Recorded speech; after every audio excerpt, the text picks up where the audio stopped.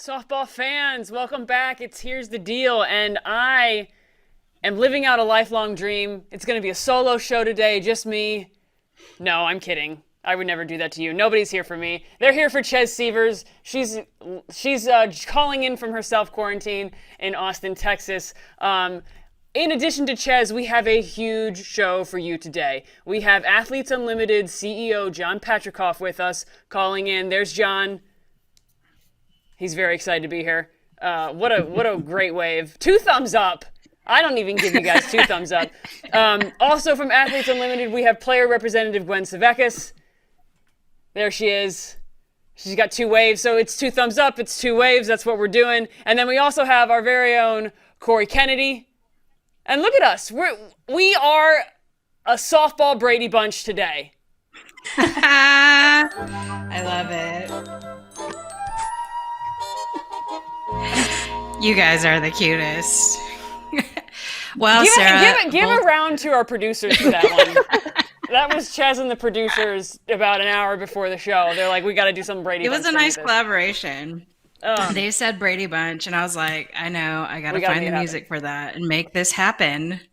Welcome to the show, guys. Down now? Is that what I do? I look down to you? Is that right? And wave? Yeah, I'm up this way, I think. It was awesome. I think it looked great. Hopefully somebody got a screenshot of it. Yeah, we can go back and take that screenshot. That was fun. Thanks, guys. That was awesome. Welcome to the show, and welcome to everybody joining us on Facebook and Twitter. As Sarah mentioned, we've got CEO John Patricof and Gwen Savekis from Athletes Unlimited. First off, John, if you can introduce yourself, somebody new in the softball community, and reading up on you, you didn't really start in sports. You were in film for a long time and then transitioned into sports. Can you give us a little bit of your background? Yeah, so thanks for having me on, and it's great to be here.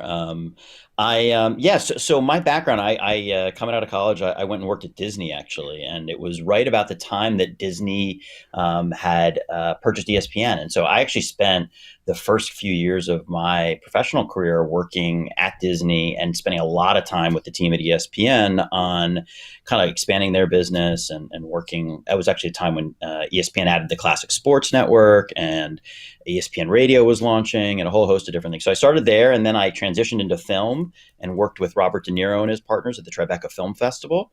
And I was the president. I think I know him. We've heard of him. He just has his number. He's on speed dial. Yeah. And so I worked with that group for 11 years as president. It was an amazing time. It was actually after 9/11. They had started the Tribeca Film Festival to help kind of rebuild Lower Manhattan and bring business back to downtown New York. And it was an amazing experience. I actually partnered again with ESPN while we were there and launched right around the time they were launching 30 for 30. And so we kicked off. And so I spent 11 years there. And then I transitioned to New York City Football Club in Major League Soccer. And for 3 years, I was president of the team. And the long story is I really got interested in what was going on in the world of women's professional sports and new different models. And NYCFC had been at the still early days of MLS, and I saw the growth there. And I really thought there was a big opportunity, and that led me to meet people like Gwen and others and get Athletes Unlimited off the ground. Amazing. Can you kind of dive into how this idea came about, and then kind of loop Gwen in and how she became involved in this whole process? And Gwen, then you can kind of speak to your experience with this. Awesome. Yeah. So about 18 months ago, I was at New York City Football Club. It was in Major League Soccer, and I was seeing what was going on in women's professional soccer and the growth there. And I just thought there was a big opportunity in professional sports for women. I know it's something that it's been a difficult road for pro women's sports over the years, and I just thought that there was increasingly a moment for bigger opportunities. I partnered up with my co-founder of Athletes Unlimited, Jonathan Soros, and we started talking about different opportunities. And it led us, after a few months, to say, you know what, we really think there's a need for a new league, and trying to create a new model for professional sports. And the ideas were, let's shorten the season, let's make the play really intense, and then let's focus the league around players, not so much around fixed teams, the way traditional team sports has been built. And so we came up with a model of Athletes Unlimited, which is this model where, in the case of softball, which is our first inaugural sport, and we're so proud to be partnering with Gwen and the rest of the players, it's 56 great players come to Chicago. They come to Rosemont for a 6-week season, and each week the players will rotate teams through a draft process. And so it's a totally new model of pro team sports. The players will get points based on how well their team does every inning and every game, and how well they do.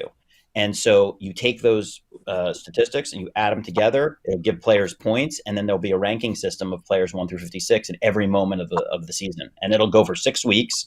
And like I said, the model is one city. So you just come to Rosemont, and the players will all be there, all stay there. They'll rotate teams each week, and so there'll be fresh new competition and new dynamics. And that was the idea. So we connected with Sherry Kemp. We talked to her about that idea, and the idea was to add it to the MPF season. So the MPF season would happen, and then players would have a new opportunity to play, make more money, compete for longer. And in part of that process, Sherry introduced us to Gwen and 3 other players. And I'll let Gwen tell her side of the story. But basically, she was among the group of 4 that came on board first. And the whole idea here is that the players are going to drive the shape of the league, the direction of the league, and we're going to work hand in hand. So everything that we'll talk about or tell you has been now crafted in partnership with Gwen and the other players. And so I think that's a really unique aspect of this league. The players are going to share in the profits. They're going to get base compensation, they get bonuses, but they're also really involved in all aspects of planning. And that's how Gwen got involved. And so she's been involved since October, but long before this was made public, which was just now 2 weeks ago. Yeah, so I got a call from Sherry in October, and I was sitting at a coffee shop in Bloomington, Indiana, and she's like, I got an interesting business venture for you. If you're interested to hear more, I'd love to tell you. I was like, yeah, why not? I'm finishing up my GA position. I don't know what she's talking about, but I'm ready for whatever it is. And she's like, all right, well, I'm going to fly you out to New York to meet some pretty important people. I'm like, oh, okay, let's go. So we flew out to New York, me, Vic Hayward, Haley Wagner, and Jay Rhodes. And we met John, Jonathan, Vivian, and Sherry up in office overlooking Central Park. And they took us through their idea and what they wanted out of Athletes Unlimited and what their vision was. And I was bought in from the start. I love innovation. I love women's professional sports. And I feel like we've been shortchanged for a really long time. So that passion sort of drove me to being bought in from the start. And ever since then, the 4 of us were the player advisory board, and we've just been hopping on calls every week. Every Tuesday morning, we get on a call with our team and we go over the next big thing. And we've been a part of pretty much every decision-making process since October. So it's been really cool, really interesting to be on the business side of women in professional sports and to get to see our league from a whole different perspective. And I just love being at the ground floor of something so unique and so interesting that's going to be the future of women's sports in the professional realm. All right. So we need a little inside scoop. What other players can we expect to see in the Athletes Unlimited League? What's the juice? Well, I think we have a really wide-ranging gamut of players already signed on, which I think is really fun. We just signed Sam Shao. We have Kelly Barnhill, so I think that's going to be an interesting matchup because I don't know if you remember their last time facing off against each other was in the World Series. I think that's going to be a really fun pair of people to be involved in the league. We just signed Megan Wiggins, which is obviously really fun because she's an older time player, has a lot of experience in our league. And we have a wide range from old to young to pitchers, catchers. We have every position so far. So I'm excited for what's in store for what we have for you guys. You kind of broke down, it sounds awesome. You kind of broke down very briefly how the league is set up. but I wonder if you could dive a little bit more in. You mentioned specifically it's for the players. What makes this? And when I would listen to you explain it, I was like, it's also more engaging for the fans, I think, too. So just kind of explain. In a little more detail how it's going to break out and what fans can expect, what the athletes can expect for the first year, because it sounds quite interesting.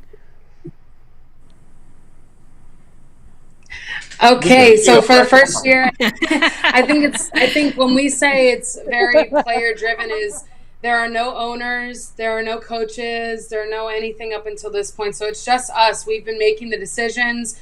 We choose the MVPs of the game, along with a few outside perspectives, but it's all player driven. We were the ones sitting in our meetings on Tuesday mornings with our group, and we laid out a depth chart of every position of people currently playing or people that we think might come out of retirement to play again. And we went through and we combed through each of our lists and took the top rank of everyone's list, and we sent out invites. So we've been the ones choosing who's coming into the league. We've been the ones making all the decisions, and I think it's going to be really fun to be the ones to choose our teams like old school kickball style, and be able to go to battle with a different set of All-Americans every week. And John, what do you think this is going to give the fans that regular professional sports leagues, whether they're male or female, the fans don't get necessarily right now with the traditional setup? Yes. So basically, our kind of one of our mottos is every moment counts. So I think that as has happened, and it's been a little less, I would say, of an issue on the women's side, but in the men's sports, you've seen seasons get so long, and there's so much talk about like what happens in midseason, and do regular season games matter, and it's so focused on the postseason, and I think fans have kind of gotten a little tired of some of that, right? Where you've even heard players react to it, where they're saying, "Listen, hey, we have such long seasons that these middle of the season games don't even matter." So our view is let's take it totally the opposite, and let's make sure that there are stakes on the line every play, every inning, and every game. And we've done away with a postseason concept. So this is we call it a 6-week season. The first week is actually combine training skills. Everybody will get warmed up, and then the season will start at the beginning of week 2. And 4 players will be captains. They'll choose their teams, like Gwen was saying, kickball style. The teams will practice for a few days that week, and then they'll come out and start playing games. And when they get to the field and they're playing those games, a player comes up to bat. They'll get 10 points if they get a single, 20 if they get a double, 30 if they get a triple, and 40 if they get a home run. 10 points for stealing a base. They lose 10 points if they're caught stealing. And every inning, if your team wins that inning, you get points. And if the inning's tied, it rolls over in skins format, so the next inning becomes worth twice as much. And if it's tied again, the third inning is going to be 3 times as valuable. And then you'll get points if you win the game. And all those points will get tallied up, and it'll be running throughout the course of the season. So I just think that form of engagement is going to be awesome for fans. They're going to love it. And truthfully, I think we know players like Gwen and the rest of the players that we're signing, they have huge fan bases. People care a ton about them. Their alumni networks care a ton about them. The fans they've picked up along the way that follow them. And we just know they have incredibly engaging personalities on and off the field. And we really want to highlight that and make them the center of it. And so it's not about, team X against team Y.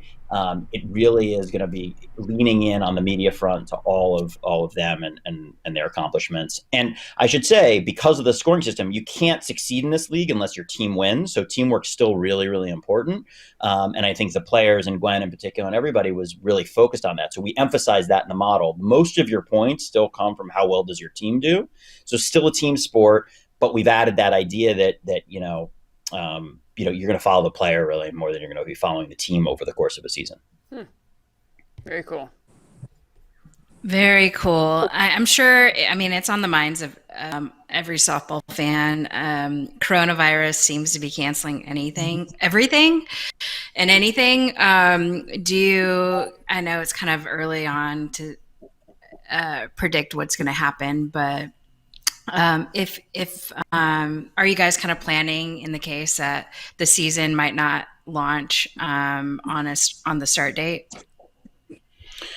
Well, it's been obviously incredibly hard week for all of us, and I think that it will, continues to be a very difficult time. So I think that we all recognize this is just beginning. I think that we, as kind of a working team, have kept up the pace and are going kind of full steam ahead on August.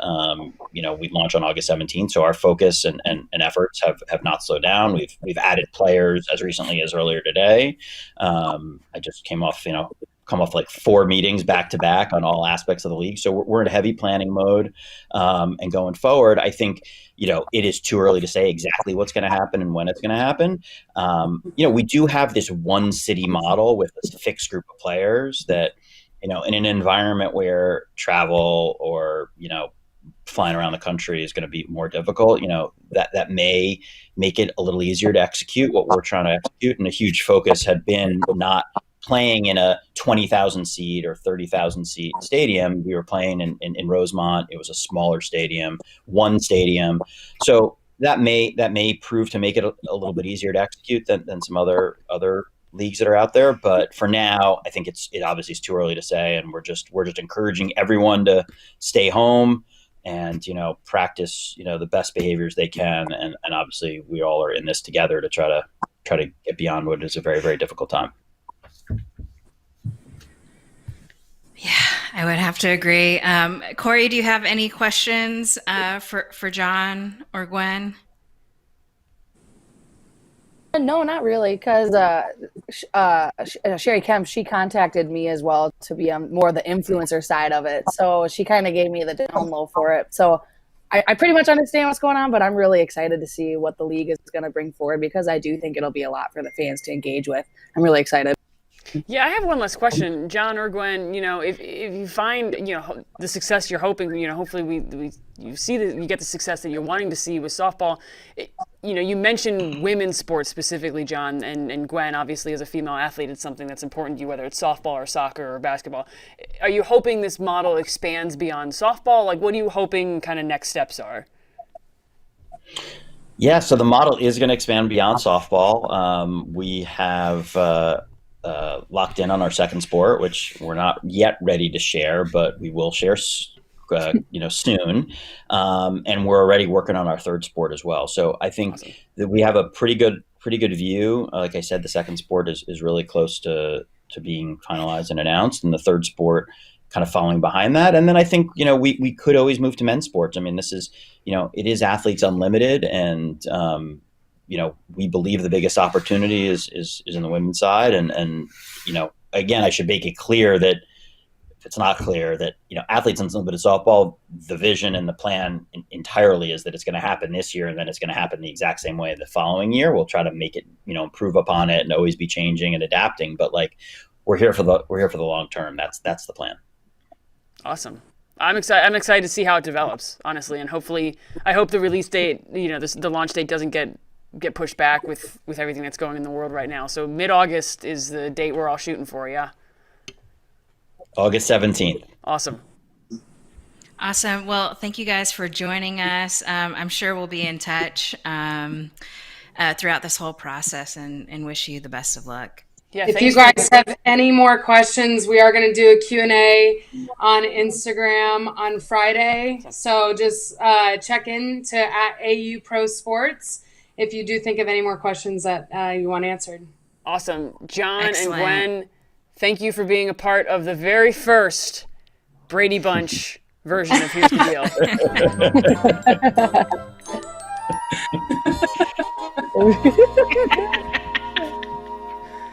Thanks so much, guys. Thanks for having us. Bye-bye. Take care. Have a great day. Wow. See ya.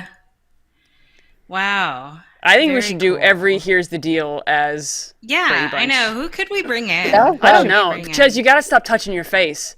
I saw you touching your face. I'm in my own space. I've been washing my hands constantly. They're dry AF. I can't. Look, I'm You're just obsessed like, with touching my face. Tell me. No, that was fun. That was really awesome. Yeah, so cool. And I think for me, I'm a visual person, so seeing this whole plan in place is going to be the difference maker for me. And I think with any professional sports, especially with women's softball, I'm going to get behind and do what we can to help promote the sport and these athletes and the longevity of their careers, because they're so damn good. And Corey, you've gone through a whole season watching all of these players. Can you talk a little bit about your experience working in Mankato with the Aussie Peppers, a great group of girls? Talk a little bit about that experience. Yeah, oh my gosh, I loved working with the Aussie Peppers. First of all, because I got to learn a killer accent, which was totally dope. But no, Can you give us a I little really sample? hope that. What's the sample? Oh, well, okay. One time we went out to eat and we were at a Mexican place, and Belle White, the catcher, she was trying to order a Coke, but she was like, I have a Coke. There was just not the Mexican waiter there. He was like, I don't know. And she's like, well, I'm saying this. And he's like, but I'm saying this. And then she goes, okay, fine. She goes, can I have a Pepsi Light?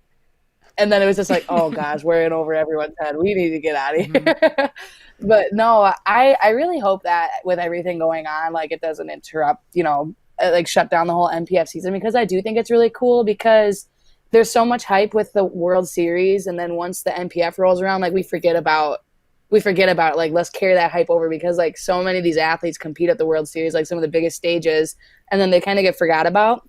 So one thing with Athlete Unlimited, I'm really excited what Gwen said. When she was like talking about they were ranking players and they were trying to pull people out of retirement. Like, that's so cool, because I'm really interested to see, like, out of the 56 athletes, like who's all going to come out of retirement, like what asses are going to come back into the game. I'm really excited.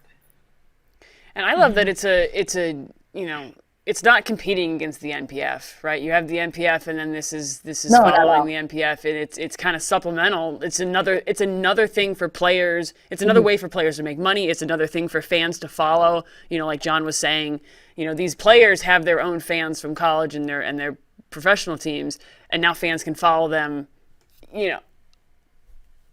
all through the summer. Right. It gives them more time in front of their fans for fans to follow. I love it. I think it's a great idea. And just another question too, because like Corey, so many athletes in the NPF. Go ahead. Go on. Sorry, I'm lagging, so I'm like probably way behind you guys.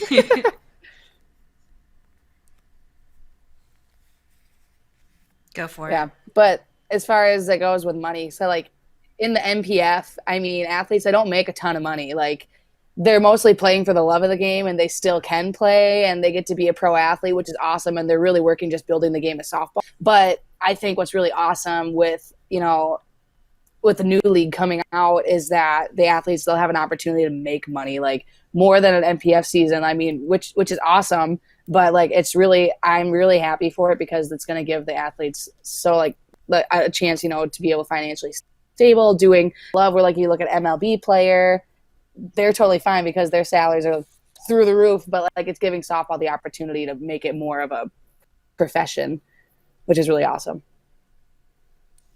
Yeah, 100%. Man, just kind of piggybacking off the pro league, we've all obviously seen a ton of the national players play in the league, for whether it's Team Mexico, Team Australia, and we've seen some of the current USA players that are now on the team. We just released today a trailer on Team Mexico, and we're very excited for you guys to see it. Let's roll the trailer. 3, and for the first time ever, Mexico is going to the Olympics in softball.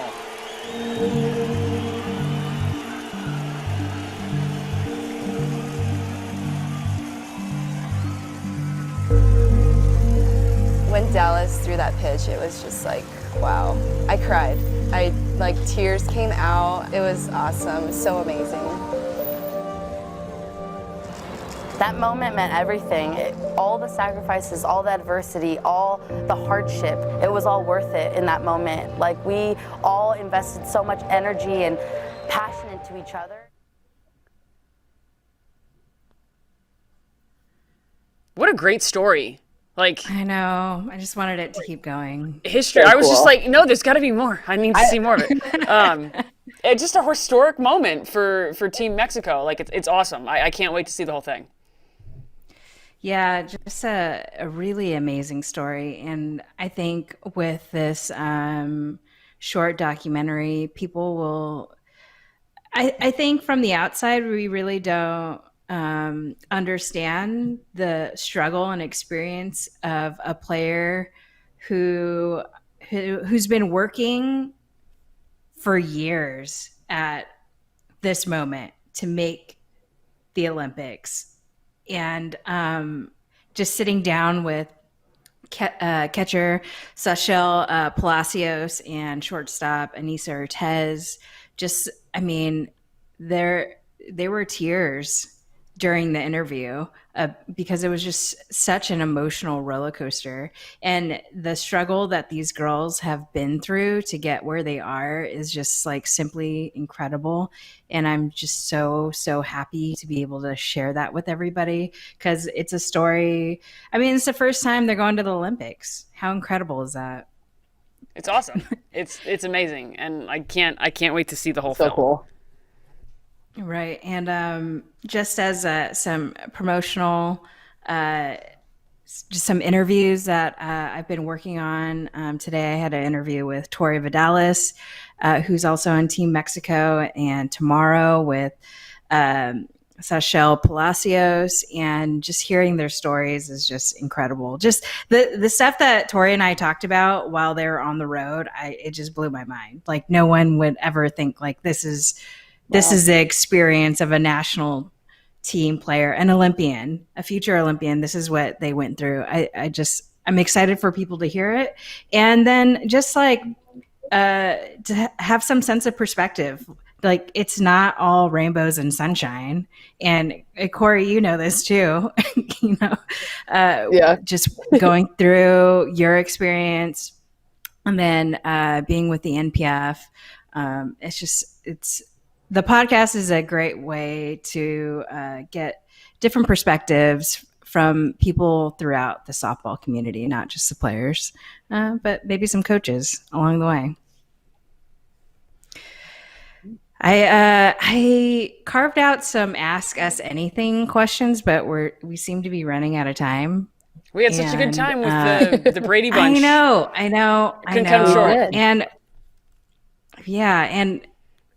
I hate bringing up the season cancellations, but if you didn't know, the SEC and ACC seasons are officially canceled, which is so, so sad. But it's kind of inevitable. Any questions right? out there from anybody? I haven't been paying attention to Facebook as much. No, we just got some love for us. And for athletes. You're looking at yourself. And some love for Athletes Unlimited. People are excited to see what it's all about. They really liked hearing from them. So, no. But I think it was kind of inevitable for the SEC and the ACC. Yeah. I was surprised that it took them this long to announce, given that the other professional leagues had announced and the other, power conferences had announced, but they're probably just figuring out logistics and timing for everything. But it was kind of inevitable.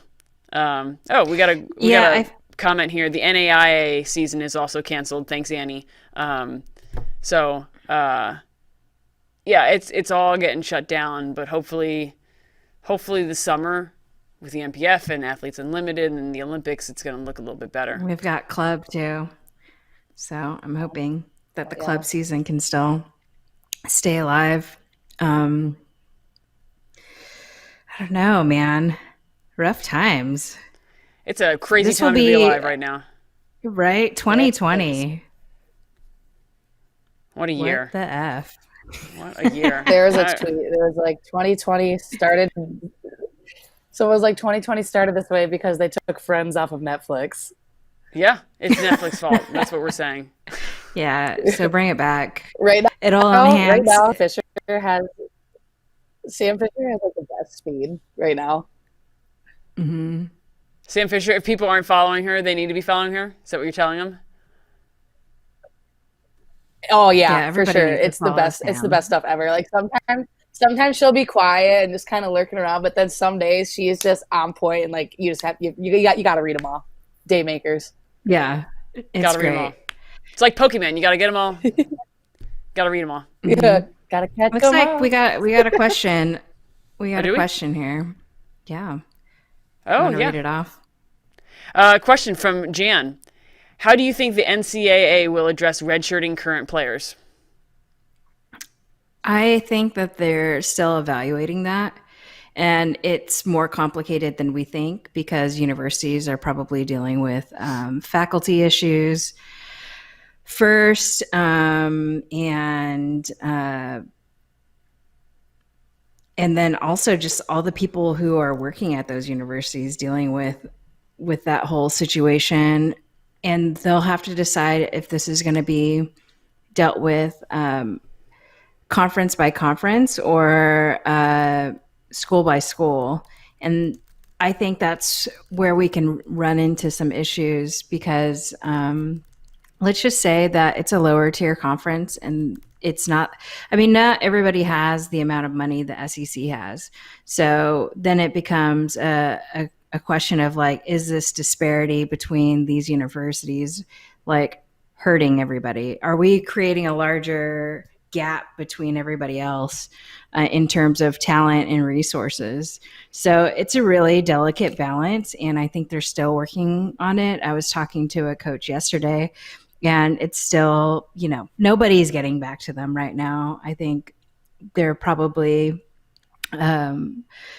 the presidents and chancellors are dealing with the immediate issues, and then they're probably looking at more of the long-term solutions for the university. But I just think it's much more complicated than we think. It's definitely higher than my pay grade. So as that information comes out, we can better inform you guys. But at this time, I don't see that information coming out for months. Mm-hmm.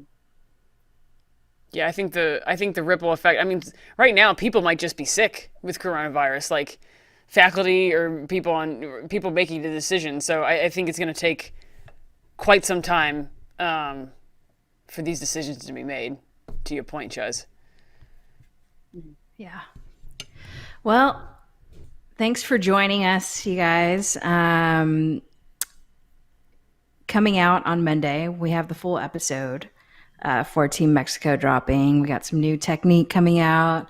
I'm going to premiere a new podcast, hopefully a Friday. So I hope you guys like it. It's Ches a little wanted bit to do longer form. Oh, I was going to say I was sick of you. Ches wanted to do a show without me. She was sick of me, so she made her own. Yeah. Enough. Don't worry, Enough is enough. my solo show is coming. Don't Enough worry. is enough. Oh boy. Nobody tune in. Nobody tune in. No, everybody tune into Chez's podcast. She's going to have guests. You said it's going to be a little longer format. Yeah. It's not going to be centered around the coronavirus. It's more centered around really getting to know athletes and coaches as people and kind of breaking down their journey and their philosophy on life in softball. Sounds awesome. My solo show will be better though, but no, could never be. Anything else? All right, y'all. No. Nothing. That's all I got. I think the producers are going to play us out to the Brady Bunch, given our first successful. Yeah. There it is. Do it. There it is. Aww. Next Monday.